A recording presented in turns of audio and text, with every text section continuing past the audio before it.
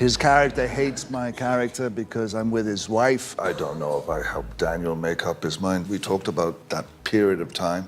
So go do it. If you got it, run with it. He played the world's coolest spy, but off camera, Pierce Brosnan faced battles no script could prepare him for. Fame, grief, betrayal, and 5 names he never forgot. For the first time, the man behind 007 breaks his silence. From lost friendships to cold betrayals, these 5 actors left a mark he couldn't forgive. One took the role he dreamed of. Another made filming a nightmare. One nearly destroyed everything. Who are they? And what really happened? The answers may surprise you. This isn't gossip. This is personal.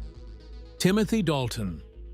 When Pierce Brosnan first heard whispers that Timothy Dalton had been cast as James Bond, it wasn't just a professional loss. It was personal. The 2 men weren't enemies. In fact, they were friends. That made it worse. Back in the mid-1980s, Brosnan had been handpicked by Bond producer Albert "Cubby" Broccoli himself as the future of the franchise. The stars had aligned. He had the looks, the presence, and the charm. Even Ian Fleming's widow had said Pierce was exactly what her late husband had envisioned for Bond. But then, at the height of anticipation, something unexpected shattered his chances. Brosnan was the leading man in Remington Steele, and when the show was cancelled in 1986, it looked like he was finally free to step into Bond's tuxedo. Broccoli had made it clear, if Brosnan could act, the role was his. It wasn't just hearsay. Brosnan had been invited to meet the Bond team on the set of For Your Eyes Only, where his then-wife Cassandra Harris had a role. Everyone expected him to be the next 007. But as soon as the Bond rumors heated up, NBC saw a ratings opportunity. They reversed their cancellation of Remington Steele and ordered more episodes. Due to his contractual obligations, Brosnan was forced to decline the Bond offer. It was soul-crushing. And that's when Timothy Dalton stepped in. Dalton had been on the Bond shortlist for years, even before Brosnan. And when the opportunity opened again, he was offered the part. Brosnan could only watch from the sidelines as his close friend took the role that had been promised to him. In an industry filled with backstabbing and opportunism, Dalton had done nothing wrong. He was simply the fallback. But to Pierce, it felt like losing a once-in-a-lifetime opportunity to someone he knew well. "I had to smile through it," Brosnan once said. That smile hid a massive personal and professional disappointment. Dalton's portrayal of Bond was a departure from the charm and humor of Roger Moore. His Bond was gritty, intense, and more grounded, a deliberate shift to match the Cold War era's tension. But that change didn't sit well with everyone. Though The Living Daylights, 1987, did well internationally, License to Kill, 1989, underperformed in the US, grossing just $34.7 million. Many critics and fans felt it lacked the spark that Brosnan could have brought. In hindsight, some even argued that Dalton was a placeholder, keeping the seat warm until Brosnan could return. But at the time, it felt like the door had been slammed shut permanently. Watching a friend become just a symbol of everything that has been taken from him has been too hard and downright torturous for Brosnan. The friend, Dalton, does exactly that. He becomes the torture symbol as he owns the character. It meant that Brosnan had to contend at this time with the heart-wrenching fact that his beloved wife, Cassandra, was suffering from ovarian cancer. That suffering indeed compounded the professional hurt. The dream that had been Bond was that for her more than for him. She believed in him before anyone else did. Now, from being sick, Brosnan's chance at Bond was lost, and the man filling the void was one he had once shared jokes and drinks with.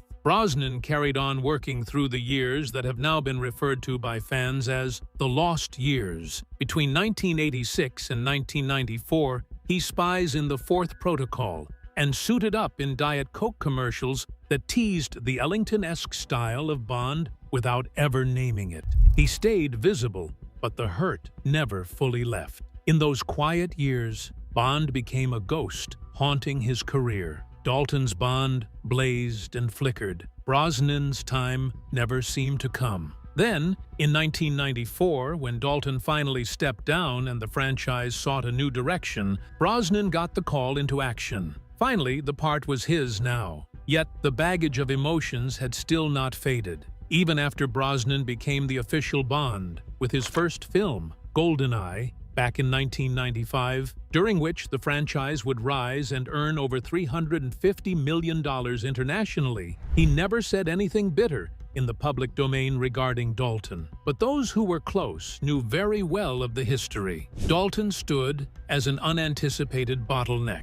A good guy, yes, but in Brosnan's heart, an indentation of pain for a moment snatched away. Pierce didn't hate Timothy. He hated what Timothy represented, a closed door, deferred dream, and broken promise, as one industry insider rounded off their comments. However, after time, those rounded edges have not eroded. The eventual legacy of Brosnan's Bond became iconic.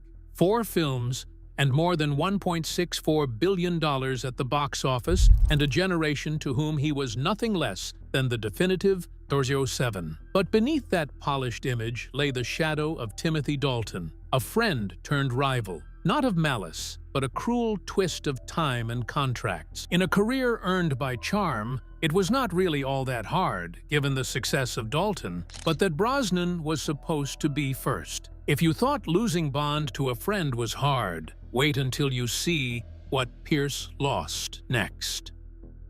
Christopher Brosnan.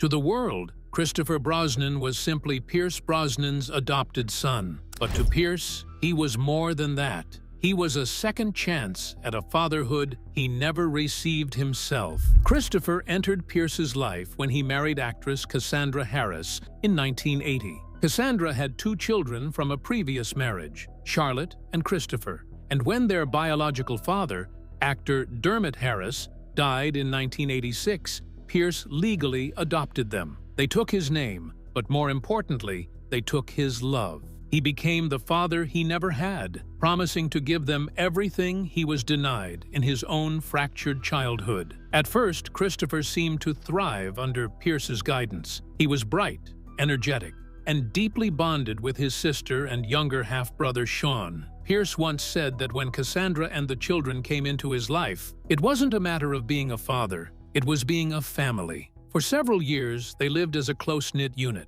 But when tragedy struck in 1991, everything started to unravel. Cassandra was diagnosed with ovarian cancer and passed away after a brutal 4-year battle. Her death shattered the family. Pierce lost the woman who had given him stability, and Christopher lost the one person who had always anchored him emotionally. Christopher was only 19 when Cassandra died, and the loss hit him harder than anyone expected. While Pierce buried his grief in work and fatherhood, Christopher quietly spiraled. He tried to stay close to the family by working behind the scenes on Pierce's Bond films like Tomorrow Never Dies and The World Is Not Enough. But there were signs of instability. In 1996, Christopher was fined £1,000 for drunk driving. A year later, he was arrested again, this time sentenced to 3 months in prison for a repeat offense. Pierce tried to help, covering legal costs and extending olive branches, but something deeper had cracked. After the arrests came the substances.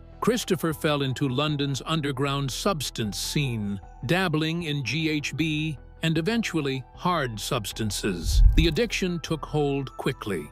He collapsed outside a London club and fell into a coma. In 2012, at the age of 32, he was arrested again for hard substance possession. The tabloids were ruthless, highlighting his last name more than his condition. To them, he was the Bond actor's junkie son. But to Pierce, this was a living nightmare. His adopted son was disappearing before his eyes, just as Cassandra had. Another life fading under a weight he couldn't lift. Pierce had thrown himself into his family life. It was not just love for children. He needed them. His children anchored him in an industry that so often robbed men of their souls. But Christopher became the representation of that which Pierce hated most: powerlessness. He was there for Cassandra through every chemo session, every hospital visit, every sleepless night, and even then lost her. And now, As he watched the same pain unravel Christopher,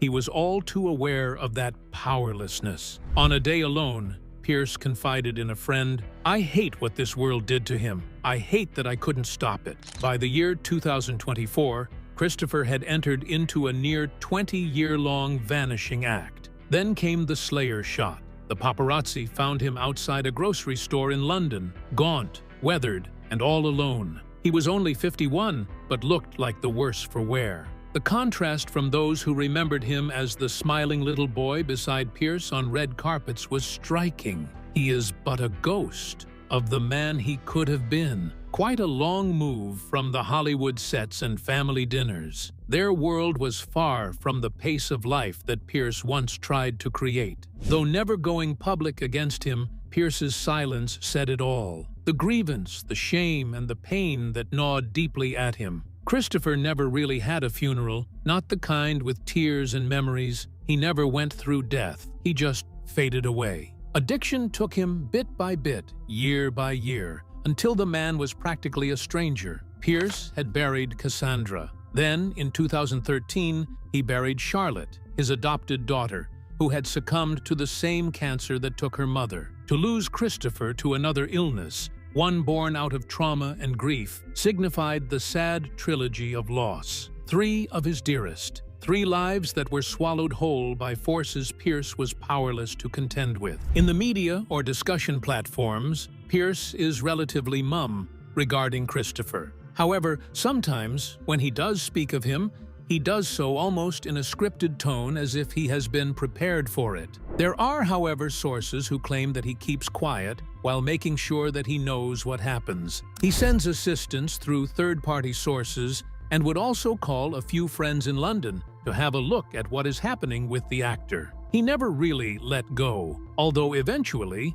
he learned to let go, said one friend. "Sometimes love isn't enough," he would say. "Sometimes the person you're trying to save doesn't want to be saved." And that pretty much above, more than Dalton, more than the execs at the studio who betrayed him, is what Pierce still most hates.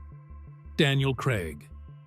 When Pierce Brosnan hung up the tuxedo after Die Another Day in 2002, he had no idea it would be the last time he played James Bond. He wasn't just the star of a billion-dollar franchise. He was Bond for a generation. That final film had earned $431.9 million, making it the highest-grossing Bond film at the time. Brosnan was in peak form, physically fit, training for the next installment, and already pitching creative ideas for Bond 21. Everything was on track, until a single phone call ended it all in 47 seconds. "You were a great James Bond. Thank you very much. Goodbye." That was the message, delivered cold and without ceremony. Behind the scenes, Eon Productions had made their decision months before calling Brosnan. They wanted a younger Bond, someone to reboot the franchise and take it in a grittier direction. What Brosnan didn't know was that while he was still promoting Die Another Day,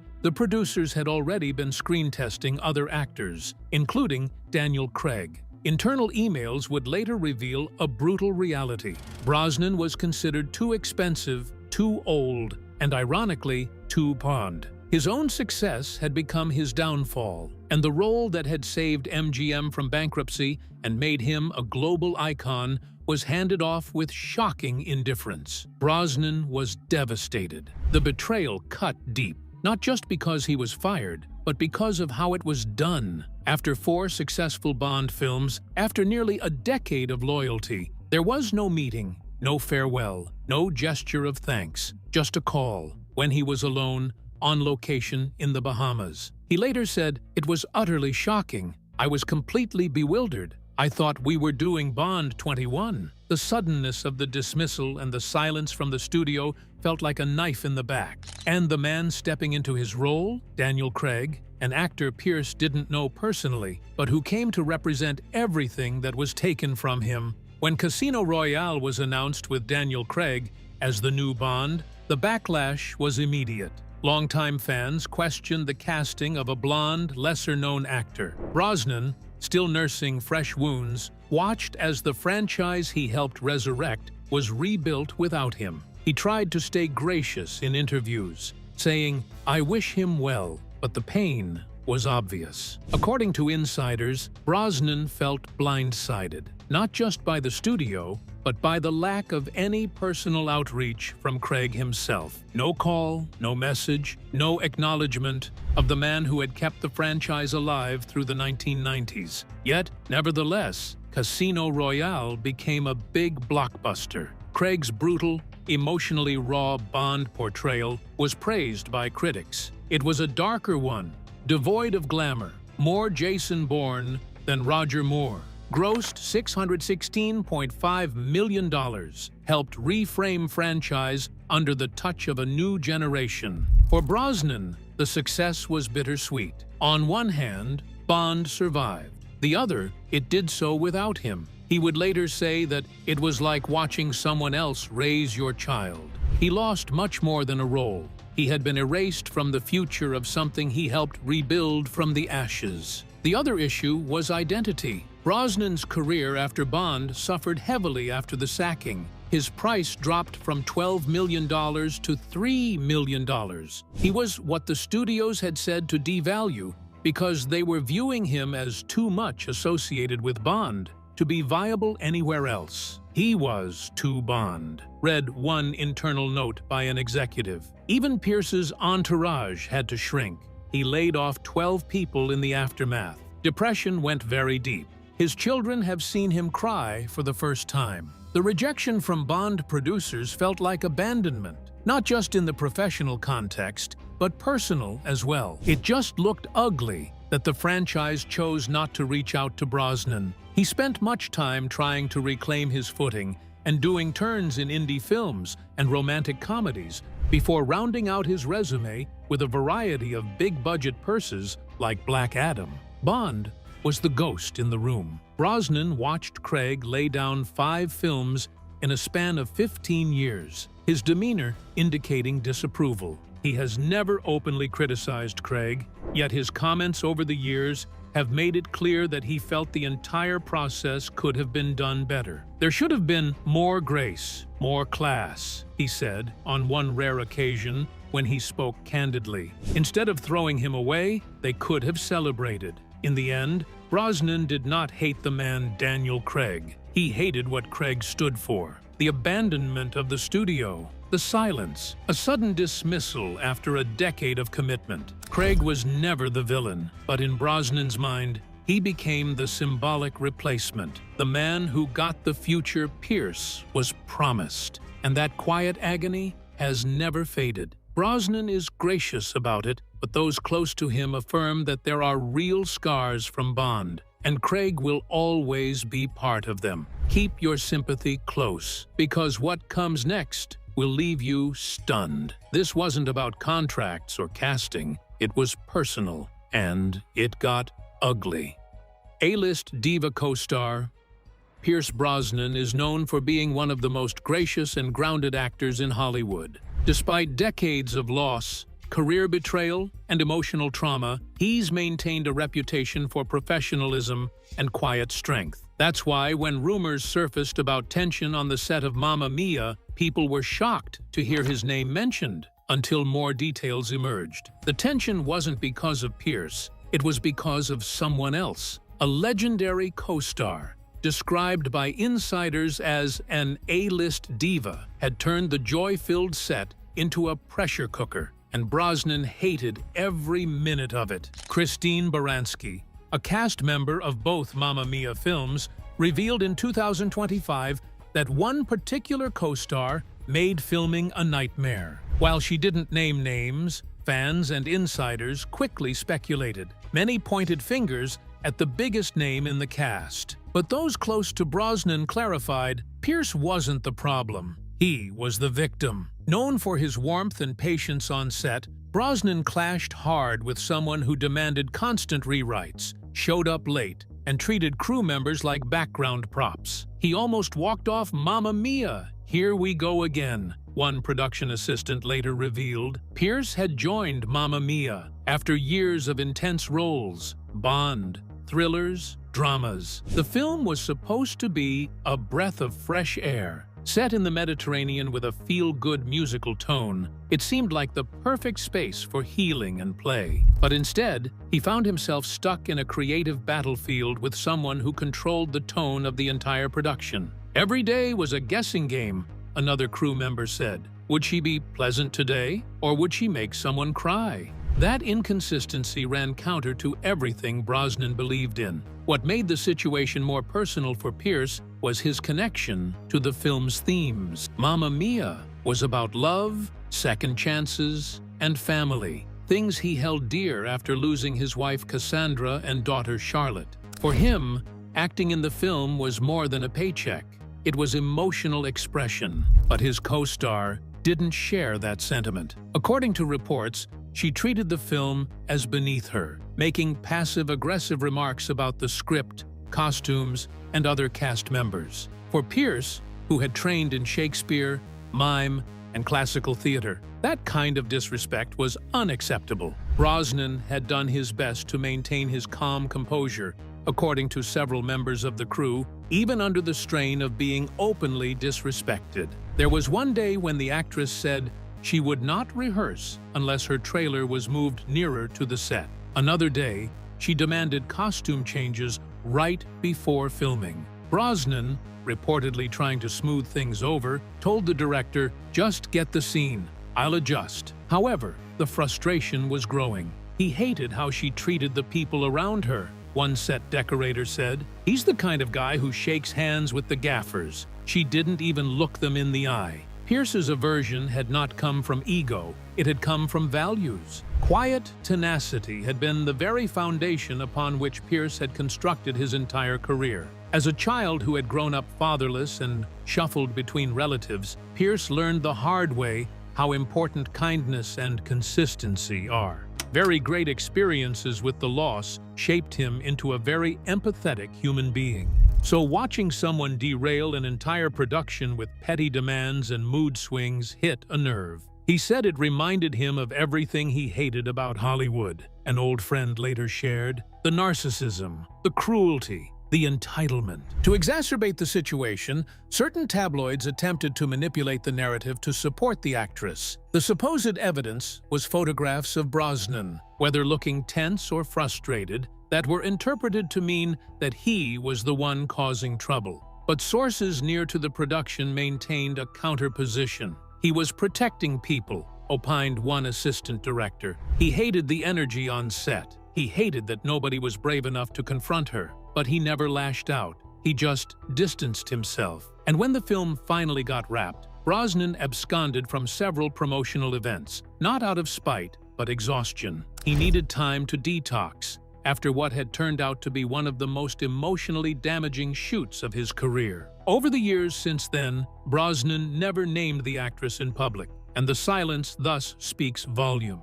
His anger was not overt. It was quiet and enduring. He hated what the experience stood for, an egotic clash in a joyful space. The incident served as a reminder that in his long path to success, there will always be people with the gift of turning light into darkness. While the musical was a laughter and nostalgia trip for audiences, for Pierce Brosnan it became a reminder of one of the rare actors he truly hated working with, and one of the few professional relationships he would never dredge up again. For Pierce, it was not so much the disarray as the disillusionment of what the project was meant to be. Mamma Mia was meant to be the shining light after years of darkness. It was his chance to relight joy, free himself from the burdens of bond, anguish, and personal tragedy. Instead, it reminded him that even in the most colorful places, poison could find a home. Just when you think it couldn't get more ruthless, Hollywood proved it could. The industry executive. If there's one figure in Pierce Brosnan's life that stirs genuine hatred, it's not an actor, co-star, or critic. It's the faceless executive who ended his reign as James Bond with a single emotionless phone call. After 4 blockbuster Bond films and nearly a decade as 007, Brosnan was preparing for a triumphant 5th outing. He had been brainstorming storylines, staying in peak shape, and pitching ideas for what was to be Bond 21. But on a quiet afternoon in the Bahamas in 2004, everything came crashing down. The phone rang at 2:47 p.m. The voice on the other end didn't even belong to a producer, just a middleman delivering the verdict. "You were a great James Bond. Thank you very much. Goodbye." There was no meeting, no warning, no farewell dinner or handshake. The conversation lasted just 47 seconds. To Brosnan, it wasn't just a firing, it was a public execution done in private. At that point, Die Another Day had just become the highest-grossing Bond film in history, pulling in $431.9 million worldwide. Brosnan had delivered 4 films that collectively made over $1.4 billion, revived a franchise that had nearly collapsed, and introduced Bond to a new generation. None of that mattered. The decision had been made months earlier. The studio wanted a younger Bond, a rebooted direction, and a clean break. Brosnan wasn't part of that vision, and the man who cut him loose didn't even have the decency to tell him face to face. Behind the scenes, internal studio emails revealed that executives had already been screen testing replacements for 2 years. While Pierce was still in the role, he had been cast out silently while believing he was still the franchise's future. To make matters worse, the moment was timed when he was at his most vulnerable, alone on location, disconnected from his support team. Industry insiders later admitted that this tactic wasn't accidental. One said bluntly, "They waited until he was isolated. They didn't want resistance." Brosnan, who had remained loyal to the Bond brand even when it nearly collapsed in the 90s, was discarded with chilling efficiency. The executive responsible has never been publicly named, but those in the industry know who he is. A rising force at the studio at the time, this figure saw Brosnan not as an icon or partner, but as an obstacle. He considered Brosnan too expensive, too old, and, ironically, too Bond. His polished persona had become both his signature and his curse. Studios didn't know how to cast him in anything else. As soon as he was dropped, his asking price plummeted from $12 million per film to just $3 million.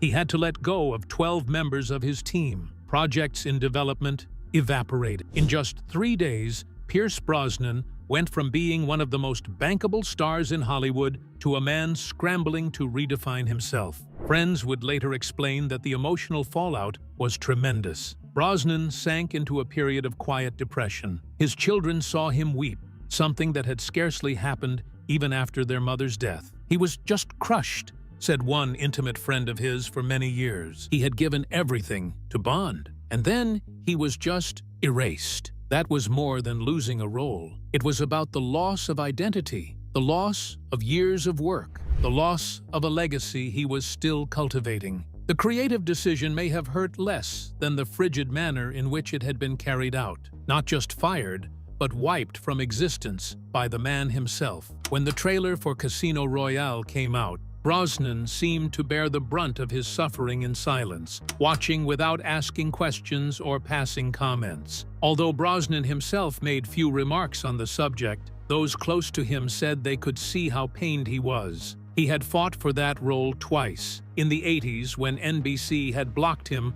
with Remington Steele, and again after losing the very woman who had brought him the role, Cassandra Harris. When all was said and done in 1994, that was not just a victory for him, but the fulfillment of a promise to his wife. This made the betrayal even harder to take. He hadn't just been replaced. He had a knife thrust deep into his back by the very system he had worked to keep alive. Over the years, Brosnan has avoided naming the executive publicly, but his contempt is unmistakable. He has talked about it in interviews, calling the moment utterly shocking, brutal, and deeply disrespectful. Since then, Brosnan has practically revitalized his career in The Matador, The Ghost Writer, and starring as Dr. Fate in Black Adam. But that scar remains. Different from other trashed grievances, friends who have taken roles, sons lost to addiction,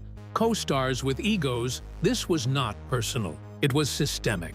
A corporate decision made with detachment. And for a man who values loyalty, the betrayal felt like a dagger to the heart. One never sees Brosnan return to Bondland. No cameos or promotional activities, even as a gathering member. Requests from fans and press alike for any kind of appearance have been politely ignored. The wound must be deep. Though the exec is nameless in public, for Pierce, he is the one who ended an era without grace, without honor, and without looking him in the eye. That decision haunts Brosnan from his long career marked with anguish. Yet, there was an even more stinging silence that followed. Not one call was made by the producers. No tribute, no thanks montage, and no press releases to honor his name. Hollywood simply moved on. For a man who had literally risked life and limb in performing his own stunts, including a hair-raising bungee jump in GoldenEye, this was deafening. If you found this story as intense as we did, don't forget to like the video, subscribe for more behind-the-scenes truths, and drop a comment. Which actor shocked you the most? And don't go just yet. Click on the next video on your screen to dive even deeper into Hollywood's untold stories.